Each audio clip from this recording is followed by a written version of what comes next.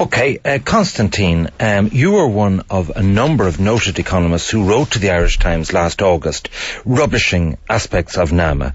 Do you feel vindicated, or what is your assessment of how bad the situation is? Well, I feel completely vindicated. 14 months ago, myself, Brian Lucy and Peter Matthews, independently, three of us produced the estimates and balance sheets for NAMA, coming from different assumptions and different angles.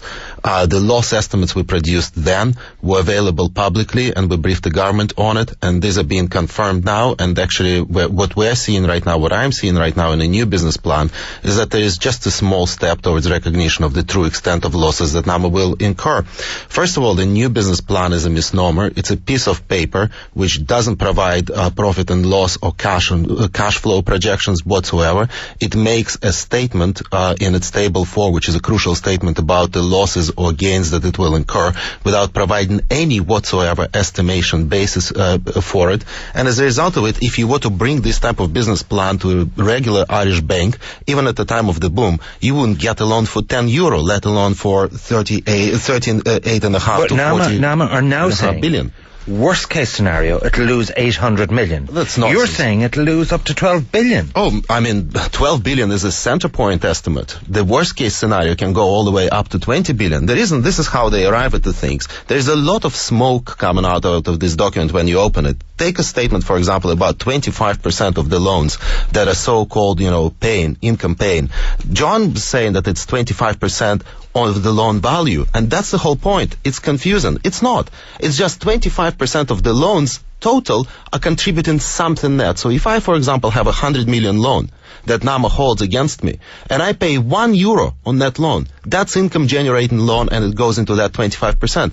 It's a complete nonsense. If we take the figures from the UK and from Ireland as well, in the past default situations, what the recovery rate on those type of assets is below 20%. Even if we assume 40%, and NAMA, by the way, that table 4 is built on the assumptions ranging between 60%, 61%, and 55% recovery rates. You're really recovering about 20-25%, and then the losses really accelerate. So you're saying 12 billion of a loss. 12 billion, that's the center point. Okay, we understand that. Okay, Minister said, your constituency colleague Joan said last night, fear not, because if there is a loss for NAMA, we'll apply a levy to the banks. Are you reassured? Well, I think that the government is actually in fantasy land at this point in relation to everything that they say about NAMA. They're like Mr. Micawber. They're basically hoping that something will turn up, maybe gold, oil, something will turn up and fill the hole, because we have now taken on, as a country, enormous liabilities. Normally, countries do that in order to get the banks lending again, whatever is left of the banking system, in order to generate employment. We have absolute reports from all over the country, and they continue, that small and medium-sized business and start-ups and indigenous Irish firms can't get money. If you were Minister of Finance in the morning and you inherited this legacy situation, given as it is, what could you do to reverse it? Well, I think there are a number of things that you could do. I think that you could basically stop the rest of the NAMA process. For instance, the values even going over to NAMA at the moment are getting an average uplift on the market value of 11%. That's an extra cost that we, the taxpayer, a bigger haircut. Is that what you're saying? I think that that's almost inevitable. What you would also have to try and do is develop, if you like, out of the banks that matter in Ireland at the moment in terms of small and medium business lending are the two big high street banks. I think we'd have to see what can be salvaged out of both of those to get a functioning banking system going for business. And I also think as well we would have to look, the only good thing I see in these figures is that on one of the tables it says that 33% of the property taken over so far is actually in the UK mainly, with some in the States and some in Eastern Europe.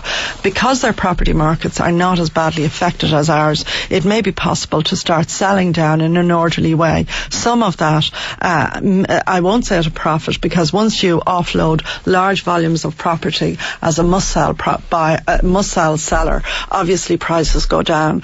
But it may be possible, because the other problem for this country is we're building up a mountain of debt obligations, and obviously at this point in the European Union, that's a huge difficulty for the country and its credit rating. Joan, can I ask you, because you were in studio when I read out that text message message from the listener who's paying part of their mortgage repayments every month with their credit card. I mean, it's a terrible situation, crazy situation. 32,000 people are in difficulty. What's the Labour Party policy for helping those in mortgage arrears? What we have said consistently right back at the very beginning is that in Ireland we need to develop a 2 to 3 year framework where people have a workout, because every mortgage arrears case is different.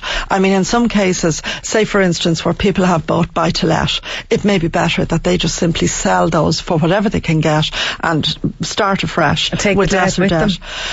Well, it may be easier for them to do that than to continue to pay a very large part of their income for basically something which no longer has much value. And in some cases, remember, young people who had one property, got married, maybe starting a family, the bank said, hold on, hold your existing property, buy your next property. I mean, there are people who are only 26 or 7 years old who have a mortgage debt of 500, 700,000. As an accountant, I would say, try and bring down some of that debt, sell what you can, and at least try and reduce the level of debt. Where you're living in the house, I think the critical thing is for the government to say to people, there will be a 2 to 3 year framework in which you will not lose your house, because what will the banks do with the houses? But this report that we had yesterday, the interim report, there is a suggestion in there that if there is no hope of you paying back your mortgage, that you should be voluntarily encouraged to hand back your keys. Means in go into social housing and carry the debt. That means in our system that you technically become homeless. What's that going to do to anybody's self-esteem, that you register yourself with your local county council as homeless? The bank puts a big padlock on your old house. Nobody buys it and it sits there. In other countries, for instance, it may be that you partially rent the home from the bank or from the financial agency. But whatever we do, we have to say to people, you have a 2 to 3 year framework. The 1 year, Claire, is appalling, because remember, for the 1 year framework, in that period, most banks have already started legal proceedings of a sort. But if you say to people you've got 2 to 3 years, are you giving people license not to pay back their mortgage? No, because in Ireland we have a long tradition of people putting a lot of effort together with their parents and their extended family in paying the mortgage, and you need so you're relying on goodwill then? Well, you're relying on, in each family, a whole series of different decisions being made. The one thing you should not be doing, though, is paying your mortgage with your credit card. It just really is the most expensive way of doing it. Finally, Constantin, you're an academic, but say you were Minister for Finance, and given the toxic debris that we're dealing with, what solution, what go-to plan would you have? Well, first of all, we have to recognize that the whole idea of the current NAMA approach, together with all the blows and whistles that they keep attaching to it, or the plasters they're trying to fix a gap in wound with, such as levy, for example. I mean, take a levy, that's an idea being floated right now as a panacea to solve the problems of the taxpayer in case of NAMA exposure. Who will pay the thing? Consumers, and the same taxpayers who will be once again taxed by the government in order to plug the hole on the NAMA side, which was itself plugging the hole with taxpayer money in the bank balance sheet side. So in other words, the government currently is taking an approach of taking a good blood out of good vein and pumping it into gangrened leg, and it doesn't make sense whatsoever. So what needs to be done is NAMA should be shut down now, ASAP, as it is. The loans should be brought back onto the bank's balance sheets. The banks should be forced to work them out through in terms of the actual rigorous workout within a separate division of the bank. The bank bondholders will be forced to take the haircut and the conversion to equity in many cases. The bank equity holders will be taken out completely by the government taking the stake in the banks. It's a Swedish solution. That's exactly what Sweden have done in the past, and that's the only way to repair banks' balance sheets. It would be less costly, and in the end, it will not impair the market to the extent that NAMA will. Constantin Gurdgiev, economist and Trinity College lecturer, and before that, Joan Burton, deputy leader and finance spokesman of the Labour Party. Thank you for joining us on Newstalk Breakfast.